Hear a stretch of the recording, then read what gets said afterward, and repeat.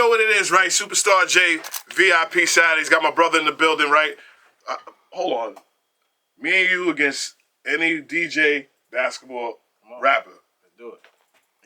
Anybody. Tell them the project out. Project out right now. Blame the chat, man. Gonna get that. No skips 1 through 15. No skips. 1 through 15, you heard? He's up next. Blame the chat. You know what it is, Superstar J, VIP Saturdays. Got my brother in the building. I ain't see you in a while, man. It's been a minute. Yeah, been a minute. Let's talk about it. The new project. Now, I like the title, Blame the Chat. Why?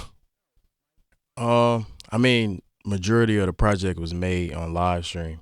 So, like, you know, they got to just basically give insight on what beats they like, what songs they like, what songs they want to keep, what songs they want to put on the album. So, it's just really giving the real consumers, which is the fans, you know, an opportunity to be a part of it.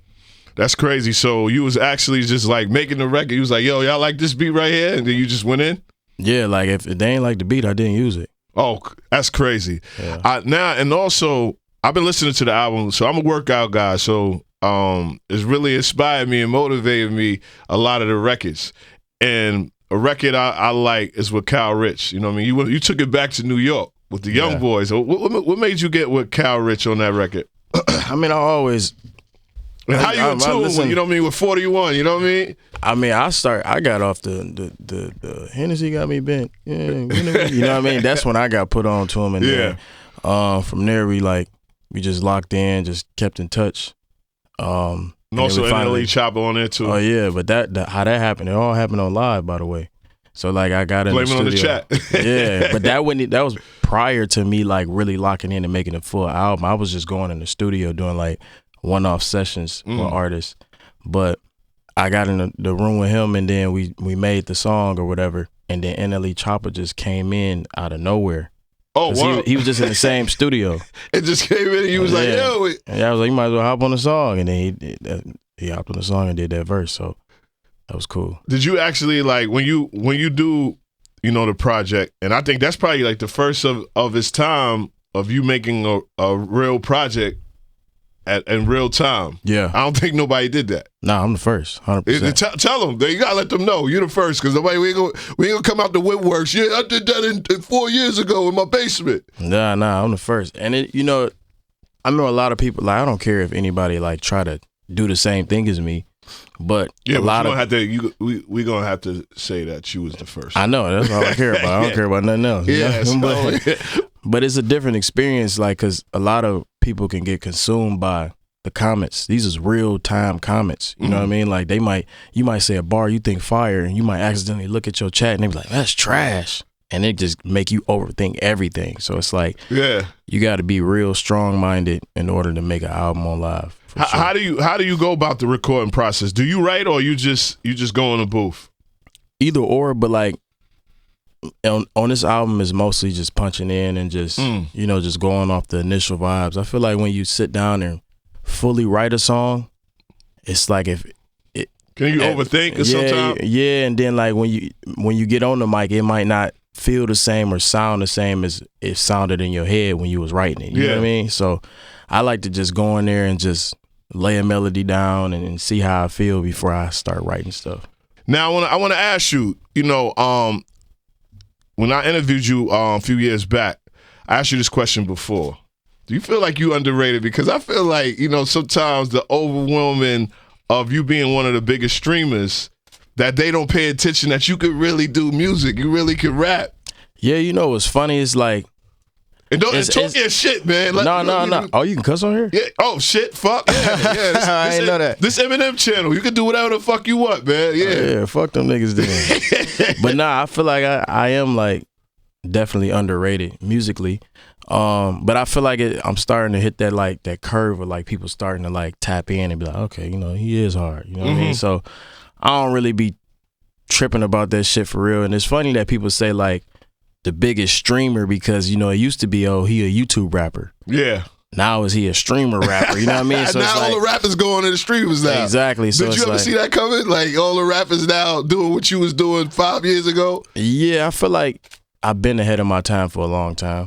You know, I feel like a lot of people definitely gonna follow suit. It's just it's more fun, bro. Like the music industry is too mysterious. Like the mysterious shit get boring. You know what I mean? It's like, bro, like motherfuckers too cool these days, you know? But I mean, and you know, I'm gonna give you your flowers. You was the first person, and you kind of caught all the bullets. Yeah. But you know what I mean? For now, you probably all the rappers are doing, you know, streaming platforms. Do you? I also feel, and I had a discussion about you in the barbershop, and I was like, yo, he really can rap, and I feel like people are now interested in more into your music because there's so many people doing the streams now. So it ain't just you singled out like, yeah, he's the YouTube rapper and all that. Do you feel that way? Yeah, I feel like, you know, I encourage artists to get into like the streaming world, or I encourage like streamers or YouTubers to get into music, because I'm like, well, I don't want to be the only one no more. Mm-hmm. You know what I mean? Like but it's millions now. yeah, it's a lot of them. But it's like, you know, people gonna realize once they start trying to do both, this shit difficult. You know, people gonna always try to put you in a box or always try to downplay your art, but you know, you got to stick through. And hey, I'm way richer than a lot of rappers, so I ain't really tripping. You know what I mean? So we ain't tripping about that. I want to talk about and this is a good friend of mine, my brother actually. He's, you know, I'm from Queens. He's from Queens, but he acts like, you know what I mean, he's from Atlanta too. You know, Rich the Kid and Ty Dolla $ign. Yeah. How did you get that record together? Was that live too? Or? That was all live. Yeah. So Ty Dolla $ign pulled up with the record. What studio you in doing this? And they just pulling up like? I was at a house. Oh, okay. So they coming to the crib. Yeah. So I had a whole like big ass Airbnb. I had the whole house rigged with cameras, and you know, it was just like a 24/7 live stream for 7 days. So like you can see all the artists pulling up through the front door, getting a tour of the crib, coming to the studio, walking in the studio. You know, smoke sessions, playing basketball, gambling, all types of shit, like just like regular stuff, you know. What gambling you rolling dice? You know, we from New York, we do CeeLo. Y'all doing CeeLo, or what type of gambling you doing? We was rolling little dice off camera. Okay, but like, so we ain't gonna talk about that. Yeah. But I mean, like, you know, we was just like betting on shots on basketball. I had a whole little basketball court in there. Oh, okay. A bunch of stuff. So it was a real nice crib. It was a good vibe. But Ty, he just pulled up with the record done. Like he pulled up with the speed record. He was already on the hook. He just played like 4 records. So he was the only artist that didn't get on the mic. Because he already had his shit done. Yeah, so he pulled up with the songs already. He had like 4 of them. He played me.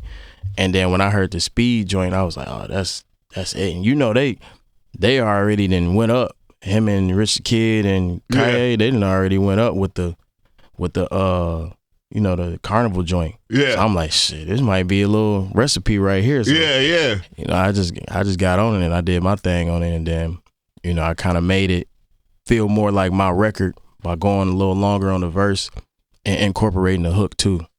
What do you feel about that too? Because you come from you know, I'm not gonna say old school, but come from the original where you would have 3 verses in the hook. You know what I mean? Now people are doing records like, I think I see the record for 40 seconds. Yeah, it's crazy. Like, what do you? How do you look at that? Like, and people are really like making albums and projects. One artist, a shout out to him, he was like, he just did a minute records for the whole project. Smart. I mean, it's like if you're looking for replay value, you know, I feel like it's a smart tactic. I feel like a lot of artists do that just to be in the club for real. You know, because clubs ain't playing no 3-minute songs. Oh yeah. I'm a club DJ. I'm not, but I'll go 2 minutes. Yeah, you know, max though. Max, yeah. Yeah. So it's like, you know, I feel like the attention span of humans is just getting shorter and shorter, especially because we got like TikTok and all these different apps that's like you only watching 15-second videos. The shit ain't interesting in the first 5 seconds. We scrolling. So like I feel like just over time, attention spans just got shorter and shorter. You talked about in the last time basketball. So you could hoop? Yeah, I got like a lot of people compare me to like LeBron. Oh shit. Yeah, like they compare me to Mike though. For real? Yeah. Like Curry watched a few of my highlights. So he ended up following me on Instagram and all that. You know, he taking notes and shit. But like I'm really nice at basketball. Question. For sure. In the industry, I want to ask you, because I play ball. You know, shout out to my brother DJ Clue, right? Clue goes so hard, you know what I mean, plays every day. For real? And, yeah, he's all right. He's all right. You know what I mean? I put him on FaceTime. He'd probably think he could probably beat you in basketball. Nah, I don't think so. You know what I am? I'm a one-on-one player, bro. Like 5v5. So where are you from? Because I'm like in different boroughs, right? When we play ball, like in Queens, we more, and I don't know if they do this where you from. It's more hacking. Like it's really like you playing a one-on-one and niggas is fouling crazy. Yeah. Like it ain't like, you know what I mean? It's like a terror dome type shit. You know what I mean? Like if you ain't got no jump shot, it's gonna be a long fucking night. Yeah, you know, all them movies where niggas be like getting into it and then start shooting, that be in New York, don't it?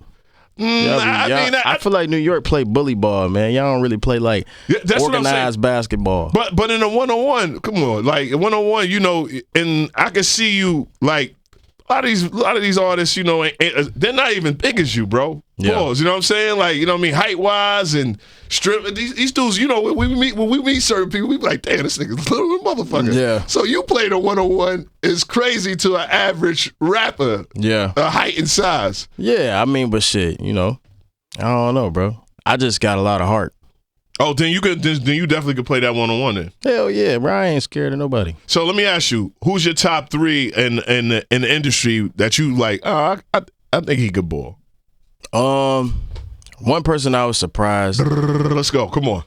Well, I ain't played against a lot of rappers, but I did play one-on-one with Drake. And he whooped my ass for sure. Drake? Shout out to my brother Drake. But the thing is, like, I wasn't really trying to hoop for real. Like, okay, you know how you, right? This is my first time kicking it with him and shit. You know, we just hooping. I'm just on some chill shit. You know, I'm just throwing shit up.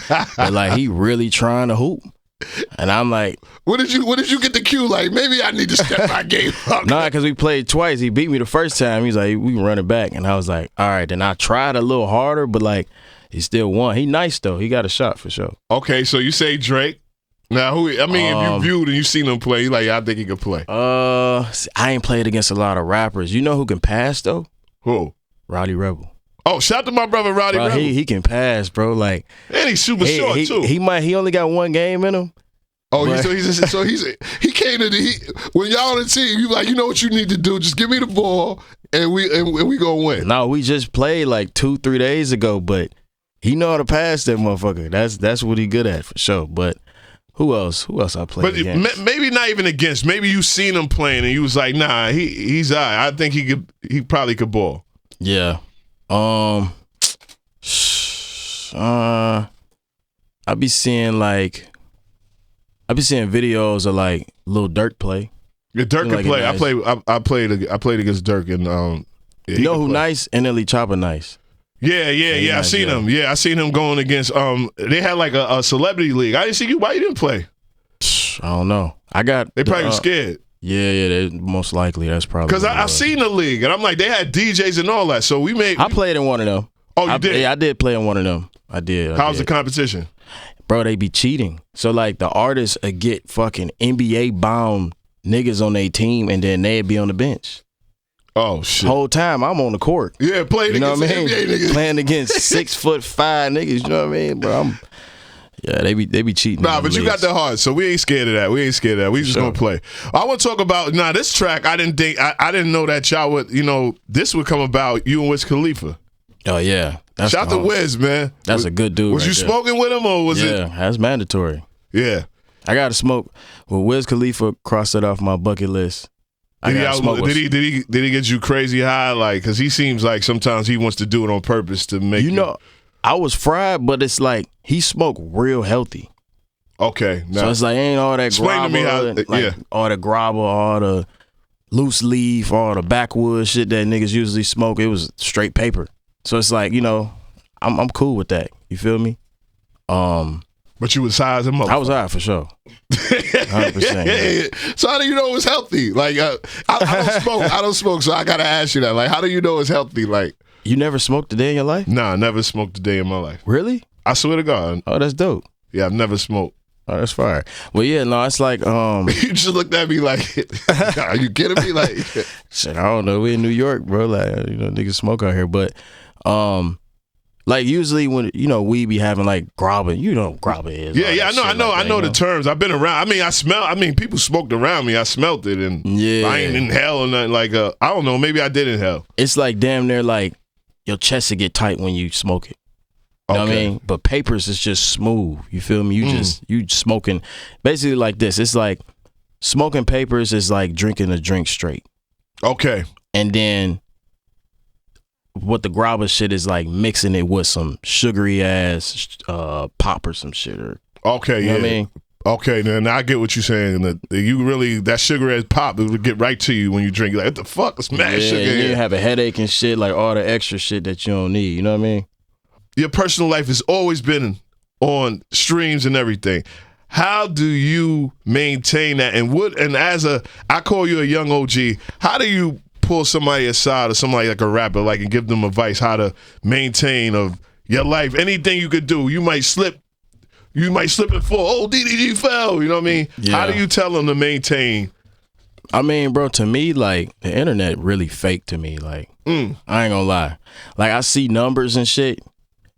When I meet people in person, I'm like, oh, that's cool. Like, I know I'm like being watched by people. Like, I know that people are viewing my life and all that shit like that. But like, when it comes to random people speaking on personal things in your life or like commenting on things, I think that shit is fake. It's just people just trying to get engagement, trying to get out of whatever situation they're trying to get out of, or like get some type of satisfaction from the internet by speaking on somebody else. Like, I never take a lot of things on the internet personal anymore. You know, people just saying it just to get a reaction. What advice would you give to a young, DDG that's in the make? You like, man, you super popping, and he just asked, you just want to pull him aside and give him advice about if you see him like almost crashing out. Because you've never, I have to respect, I've never seen you really ever crash out. And it's a lot of pressure. I didn't crash out.